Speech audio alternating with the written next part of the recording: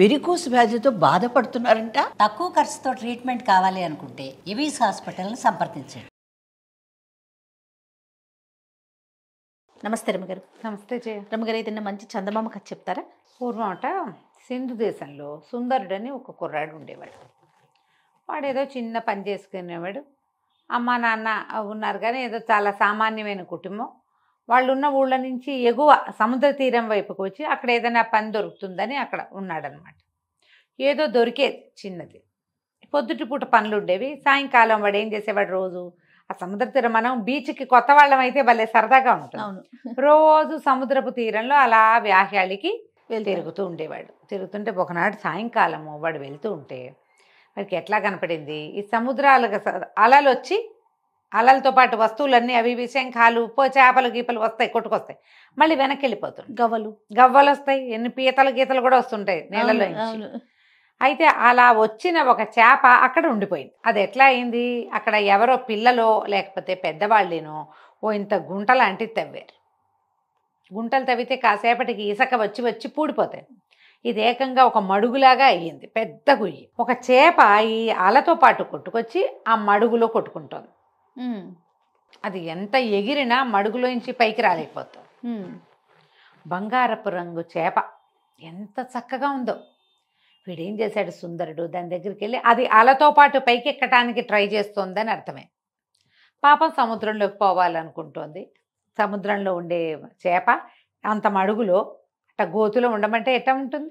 అందుకని వీడేం చేశాడు, ఆ గొయ్యి దగ్గర కూర్చుని దానిటా చేతితోటి పైకి లేవదీసి అల వచ్చినప్పుడు అల మీదకి విసిరాడు.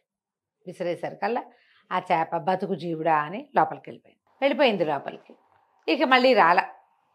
మర్నాడు ఏమైంది, ఆ రోజు అయిపోయింది. మర్నాడు ఇతను మళ్ళీ సముద్ర తీరానికి వచ్చేసరికల్లా ఒక నడి వయసులో ఉన్న ఒక స్త్రీ ఇతన్ని పిలిచింది. బాబు బాబు, నేను సాయంత్రం ఇక్కడ మడుగులోంచి చేపను తీసింది నువ్వే కాదు అంది. నేనేనన్నాడు. దాదా ఇట్లా నా దగ్గరికి రా అని రమ్మని పిలిచి, ఆ చేప సముద్రపు రాజుగారి కూతురు, అందరితో పాటు వచ్చింది బయటికి. తనొక్కతి మడుగులో ఉండిపోయింది, నువ్వు రక్షించావు, మా రాజుగారు నిన్ను తీసుకురమ్మన్నారు, సముద్రపు రాజు దగ్గరికి వెళ్తాను రమ్మంది. సముద్రంలోకి వెళ్ళాలంటే ఎటా వెళ్తాడు, అదే కదా, మరి నేను ఎట్లా వస్తాను సముద్రంలోకి, నాకు అసలు ఈత రాదు, ఊరికే ఇట్లా బయట తిరుగుతాను, సహాయమేగా చేశాను, ఏం పర్వాలేదులే అన్నాడు. ఆవిడ ఒప్పుకోలే. కాదు రా నువ్వు రా, నేను నిన్ను తీసుకెళ్తాను అని చెప్పి ఆ అబ్బాయి రెక్కపుచ్చుకుని నీళ్లలోకి తీసుకుపోయింది. మోకాళ్ళు దాటిన నీళ్ళు వచ్చేసరికి ఈ ఆడమనిషి పెద్ద చేపలాగా మారిపోయింది. చేపలా మారిపోయి తన మీదకి ఎక్కించుకుంది కుర్రాడిని. ఎక్కించుకుని ఒక నీటి బుడగ లాంటిది వీడి మొహం మీద వేసింది. వీడికి ఊపిరాడదు, చేప ఈత రాదు కదా.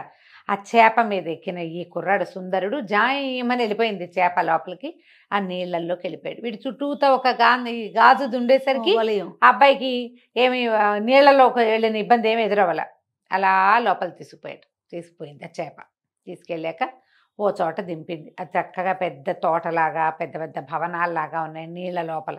ఆ అబ్బాయికి ఏం చెప్పిందంటే, బాబు మా రాజుగారు ఆతిథ్యం ఇచ్చి నీకు 2 రోజులు ఉంచుకుని పంపుతాడు, ఏదైనా ఇస్తాను, నీకేమైనా కావాలా అని అడుగుతాడు. నువ్వు మనిషివి కదా, నీకు చెవి ఉపయోగపడుతుంది, మంత్రపు చెవి ఇవ్వండి, నాకు ఇంకేమీ వద్దని చెప్పు. మంత్రపు చెవి ఇస్తాడు, అది తెచ్చుకో, అది నీకు ఉపయోగపడుతుంది. రాజుగారు అమ్మాయిని చిన్నప్పటి నుంచి నేనే పెంచాను, నీ వల్ల బతికి బట్టగట్టింది, నేను నీకు సహాయం చేయదలుచుకున్నాను, ఇంతే చేయగలను, ఏదో ముత్యాలో రత్నాలో వజ్రాలో అడగద్దు, మంత్రపు చెవి అడుగు అంతే అని చెప్పింది. సరే ఒప్పుకున్నాడు. రాజుగారి దగ్గరికి తీసుకుపోయింది. ఆయన పరమానంద భరితుడైపోయి ఈ అబ్బాయికి బోళ్ళని చేపలతో వాటితో వీటితో సేవలు చేయించి 4 రోజులు చక్కగా ఉంచుకుని బాగా ఆతిథ్యం ఇచ్చి ఎన్నో రకాల సముద్రపు భోజనాలు పెట్టివిచ్చి అటు తిప్పి ఇటు తిప్పి ఉంచుకున్నాడు. 4 రోజుల తర్వాత ఈ అబ్బాయిని ఇంకా వెళ్ళొస్తానండి అన్నాడు.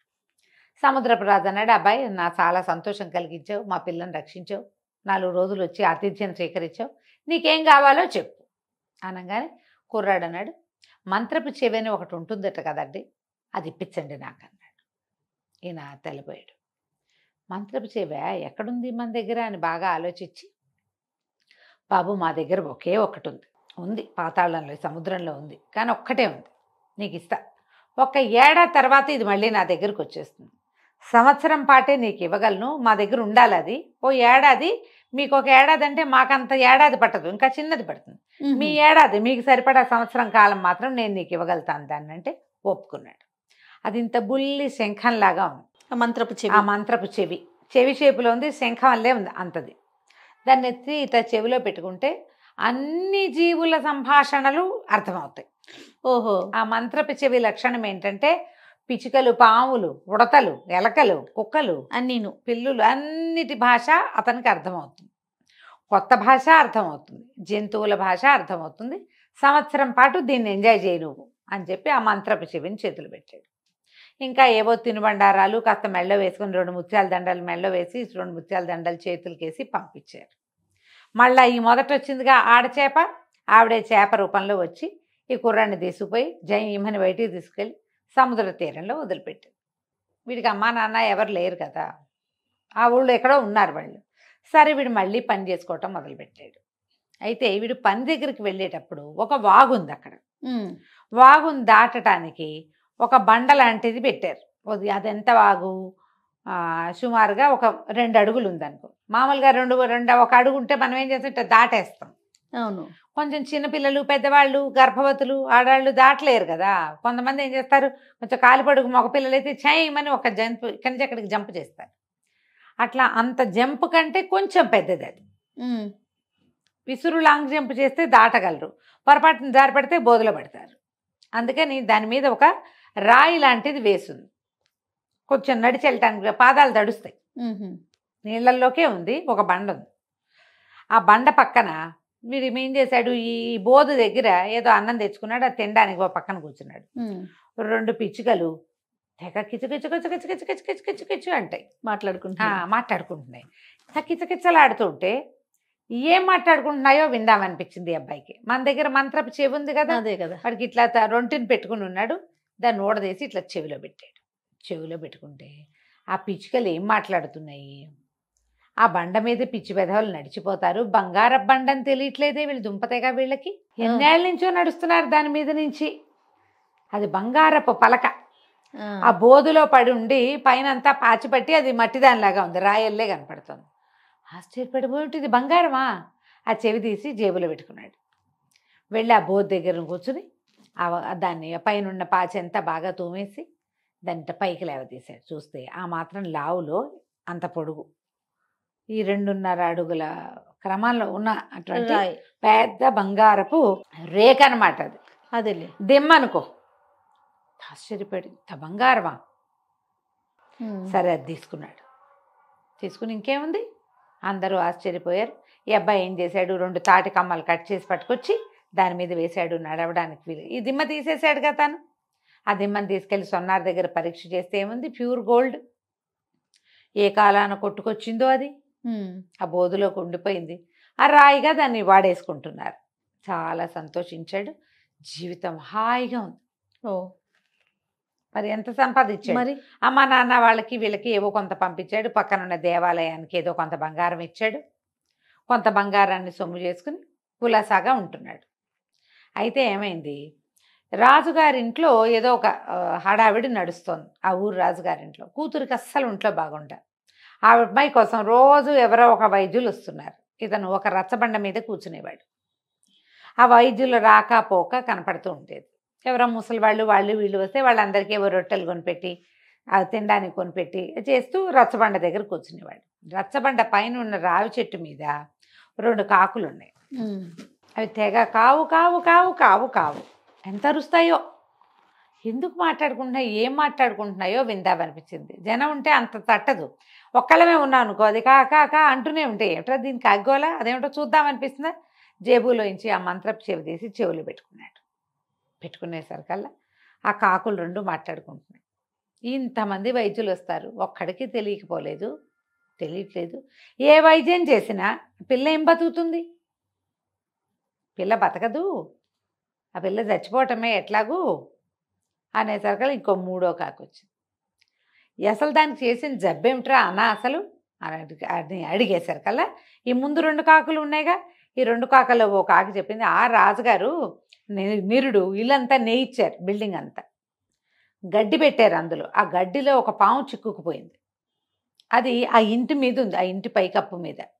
ఆ కప్పు మీద గడ్డి వేయబడిన పార్టు యువరాణి యొక్క గదిలోకి ఉంది. ఆ పాము ఆహారం లేక కృషించిపోయింది.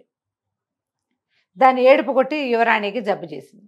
తొందరలో పాము చచ్చిపోతుంది తిండి లేక, యువరాణి కూడా వెళ్ళిపోతుంది, అమ్మాయి కూడా. ఆ పాముని తీస్తే ఈ పిల్ల బతుకుతుంది అనేసరికి ఆశ్చర్యం వేసింది. ఈ బిల్డింగులు అంటే ఇప్పుడు అప్పట్లో ఈ మన ఏమనాలి పక్కా బిల్డింగులు లేవుగా, భవనాలు కాదు అవి. ఏం చేసేవాళ్ళు, పెద్ద పెద్ద గోడలు కట్టి పైనుంచి వాసాలు దించి ఎత్తుగా హై రూఫ్ చేసి గడ్డి అవి వేసి తాటాకులు పరిచేవాళ్ళు. అలాంటి గదిలో ఉంది ఈ అమ్మాయి. ఆ అమ్మాయి ఎక్కడుందో ఆ గది పై భాగంలో ఉన్న గడ్డిలో ఒక పాము శల్యావశిష్టంగా చచ్చిపోవడానికి సిద్ధంగా ఉంది. సంవత్సరంగా దానికి ఆహారం లేదు. ఏ అబ్బాయి ఏం చేశాడు, సరే ఇది బాగుందని ఆ చెవి ఎత్తి జేబులో పెట్టుకున్నాడు. పెట్టుకుని రాజుగారింటికి వెళ్ళాడు. యువరాణి జబ్బు తగ్గిస్తాం అని చెప్పిన ప్రతి వాళ్ళని తీసుకుపోతున్నారు లోపలికి. అదే ఒక 5-6 ఉద్దండ పండితులు అక్కడ నుంచున్నారు.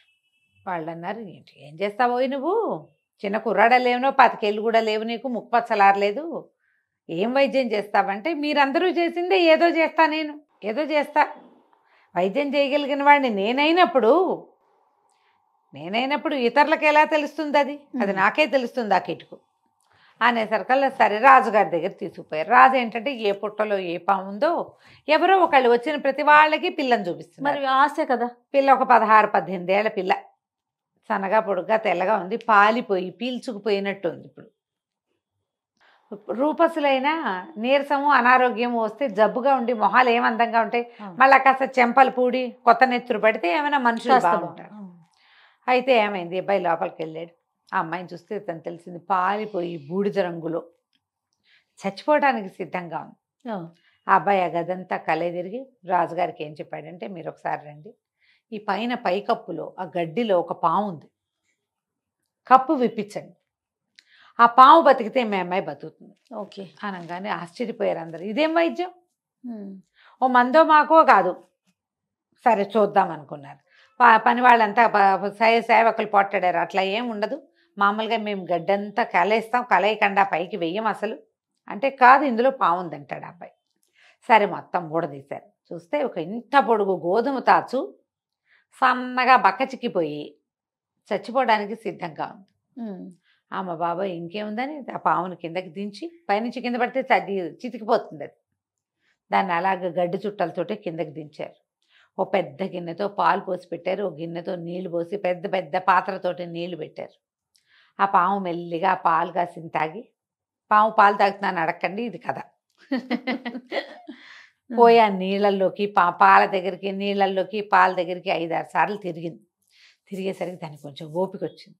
అట్లా నీటిలో తిరుగుతాయట సర్పాలు. మెల్లిగా దాన్ని వదిలేశారు. ఎప్పుడైతే ఈ పాము అటు ఇటు తిరుగుతుందో, ఈ మంచం మీద పడుకున్న రాకుమార్తె అప్పటిదాకా అసలు దిగటం అన్నది లేదు, మంచం దిగటల్లా మెల్లిగా దిగి 4 అడుగులు వేయటం మొదలుపెట్టింది. పాము ఇలా బయటికి వెళ్ళింది, పిల్ల బయటకు వచ్చింది. బయటకు వచ్చింది, నాన్న అని నీరసంగా బయటకు వచ్చింది. వచ్చేసరికి అందరూ ఆశ్చర్యపోయారు. ఈ లోపల గబగబా వైద్యులు వచ్చేసి ఈ పిల్ల కొంచెం ఆ నీరసం తగ్గటానికి అవి ఇవి 2-3 లేహ్యాలు ఇచ్చి ఆహారం అదన్నీ చక్కగా సప్లై చేయించి ఒక 15 రోజుల్లో యువరాణిని లేవదీశారు. కోలుకుంది. ఆ అబ్బాయిని వీళ్ళ దగ్గరే ఉంచుకున్నారు. ఎవరో నువ్వు ఏం చేస్తావునైనా, నీ సంగతి ఏమిటి, సందర్భం ఏంటి కనుక్కున్నారు. కనుక్కుంటే ఇతను మెల్లిగా చెప్పాడు, నేను చేసిన సహాయం వల్ల నాకు ఒక అవకాశం లభించింది, ఆ అవకాశాన్ని ఇప్పుడు ఇక్కడ వాడే అమ్మాయికి. సరే ఆయన సంతోషించాడు. ఒక 4 నెలలు గడిచాక రాకుమార్తె పూర్తిగా నార్మల్ అయిపోయింది. రాజుగారు అన్నాడు, మా పిల్లని బతికించావు, పిల్లని పిచ్చి పెళ్లి చేస్తా, హాయిగా ఇక్కడే ఉండు, మా దగ్గరే ఉండు, యువరాజు ఉన్నాడు, అతను రాజు అవుతాడు, నువ్వు రాజుగారి బావ అవుతావు, హాయిగా ఉండొచ్చు కదా, ఏదైనా వ్యాపారం పెట్టిస్తాం పెద్ద రకంది, వ్యాపారాన్ని జరుపుకుంది. కానీ రాజుగారి అల్లుడు వ్యాపారం బాగా నడుస్తుంది కదా. సరే దాంతో అమ్మాయిని పెళ్లి చేసేసుకున్నాడు. సంవత్సరం తిరిగేసరికి ఒకనాడు ఉదయం ఇతని మంత్రపు చెవి ఇతని దగ్గర నుంచి మాయమైపోయింది, వెళ్ళిపోయింది. అది తన ప్లేస్కి ఇతను ఒప్పుకున్నాడు కదా. కానీ ఇతను మాత్రం రాజుగారికి అల్లుడు అయిపోయాడు. చక్కగా తన దగ్గర చేరిన బంగారాన్ని జాగ్రత్త పెట్టుకున్నాడు. హాయిగా రాజుగారి ప్రమేయం లేకుండా తనే వ్యాపారం పెట్టుకుని బాగా పైకొచ్చి మంచి పేరు తెచ్చుకున్నాడు. కథ కంచికి మనం ఇంటికి. బాగుందండి. నమస్తే. నమస్తే.